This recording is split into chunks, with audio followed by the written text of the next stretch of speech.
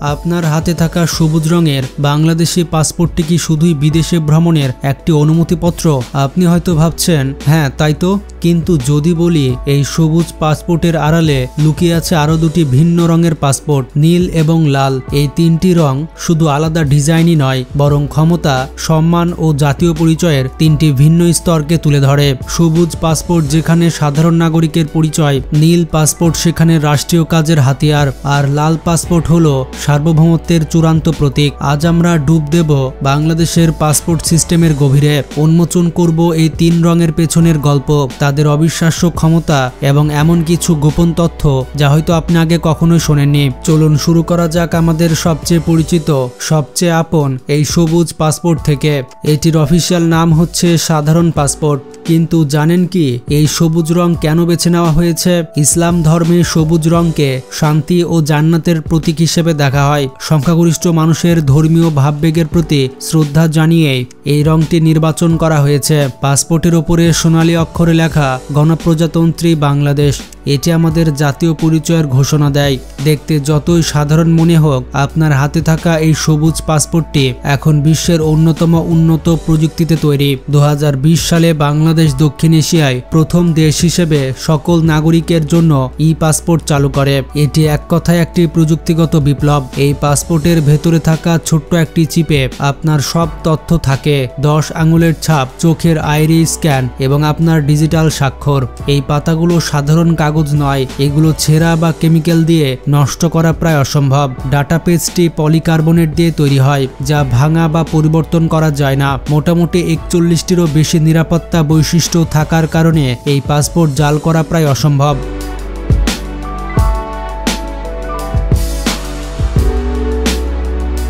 তথ্য ও প্রযুক্তিতে এত উন্নতি থাকা সত্ত্বেও ক্ষমতার দিক থেকে সবুজ পাসপোর্ট কিন্তু কিছুটা পিছিয়ে রয়েছে। বিশ্বের প্রায় 40টির মতো দেশে আমরা ভিসা ছাড়া বা অন অ্যারাইভাল ভিসায় যেতে পারি। মজার কথা হলো, পাসপোর্ট প্রযুক্তিতে আমরা অনেক দেশের থেকে এগিয়ে আছি, যাদের পাসপোর্ট র্যাঙ্কিং আমাদের চেয়ে অনেক উপরে।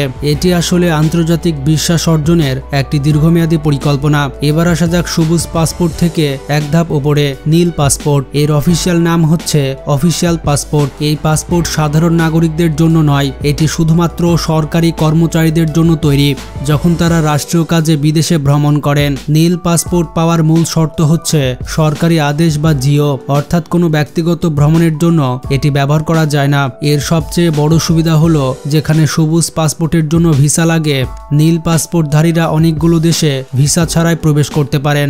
তথ্য অনুযায়ী প্রায় 68টির বেশি দেশে এই সুবিধা পাওয়া যায়। এই পাসপোর্ট কোনো ব্যক্তির স্ট্যাটাস নির্দেশ করে না, বরং এটি রাষ্ট্রের চলমান যন্ত্রকে সচল রাখার একটি কার্যকরী হাতিয়ার। এটি সরকারি কাজের গতি বাড়ায় এবং আন্তর্জাতিক অঙ্গনে দেশের প্রতিনিধিত্ব সহজ করে তোলে। এবার আমরা আসব বাংলাদেশের সবচেয়ে শক্তিশালী ও সম্মানজনক পাসপোর্টের দিকে, লাল রঙের ডিপ্লোম্যাটিক পাসপোর্ট। এই পাসপোর্ট রাষ্ট্রের ক্ষমতার শিখরে থাকার প্রতীক। এটি শুধুমাত্র রাষ্ট্রের শীর্ষ পর্যায়ের ব্যক্তিরাই পেতে পারেন, যেমন রাষ্ট্রপতি, প্রধানমন্ত্রী, মন্ত্রিসভার সদস্য, সংসদ সদস্য, বিচারপতি, বিশ্ববিদ্যালয়ের উপাচার্য, বিদেশে কর্মরত বাংলাদেশের কূটনৈতিক এবং তাদের পরিবার। লাল পাসপোর্টের ক্ষমতা দুটি প্রধান স্তম্ভের উপরে দাঁড়িয়ে আছে।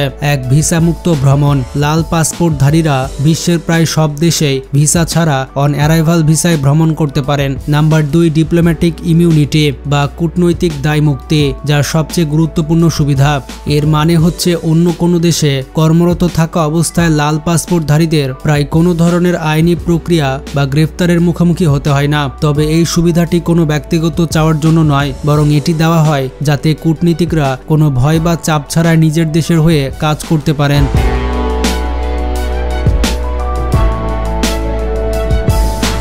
এটি ব্যক্তির জন্য নয়, বরং রাষ্ট্রের সার্বভৌমত্বের জন্য একটি রক্ষা কবচ। তবে এখানে একটি অত্যন্ত গুরুত্বপূর্ণ তথ্য আছে। লাল পাসপোর্টের ক্ষমতা স্থায়ী নয়। যখন কোনো কর্মকর্তার মেয়াদ শেষ হয়, যেমন একজন এমপির মেয়াদ শেষ হলে বা কোনো মন্ত্রী পদত্যাগ করলে, তাকে অবশ্যই এই পাসপোর্টটি সরকারের কাছে ফিরিয়ে দিতে হয়, কারণ এই ক্ষমতা ব্যক্তির জন্য নয়, বরং তার পদের সঙ্গে সংযুক্ত। পদ চলে যাওয়ার সঙ্গে সঙ্গে তার ক্ষমতাও শেষ হয়ে যায়। এর জন্য বাংলাদেশের এমপি মন্ত্রীরা তাদের ক্ষমতা ছাড়তে চায় না।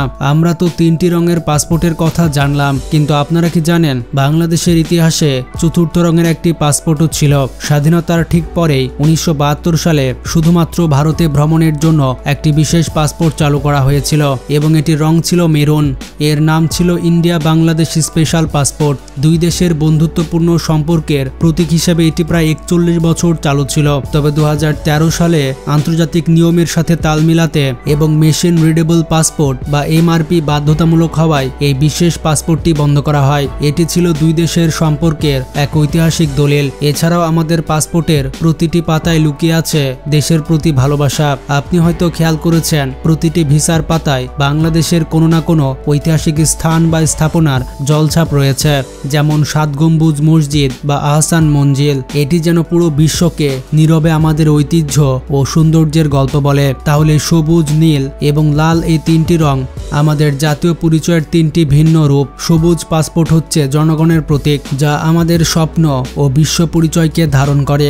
নীল পাসপোর্ট এটি হচ্ছে রাষ্ট্রের যন্ত্র যা সরকারি কাজের প্রতিনিধিত্ব করে, এবং লাল পাসপোর্ট এটি হচ্ছে সার্বভৌমত্বের সর্বোচ্চ শিখর, যা আন্তর্জাতিক অঙ্গনে দেশের সম্মান ও কর্তৃত্বের প্রতীক। সুতরাং পরের বার যখন আপনার সবুজ পাসপোর্টটি হাতে নেবেন, তখন শুধু এটিকে একটি সাধারণ ট্রাভেল ডকুমেন্টস হিসেবে দেখবেন না। জানবেন এটি এমন এক বিশাল ব্যবস্থার অংশ যা একজন সাধারণ নাগরিক থেকে শুরু করে দেশের সার্বভৌমত্ব পর্যন্ত সবকিছুকে এক সূত্রে গেঁথে রেখেছে। তো আজকে এ পর্যন্তই। ভালো থাকবেন। আল্লাহ হাফেজ।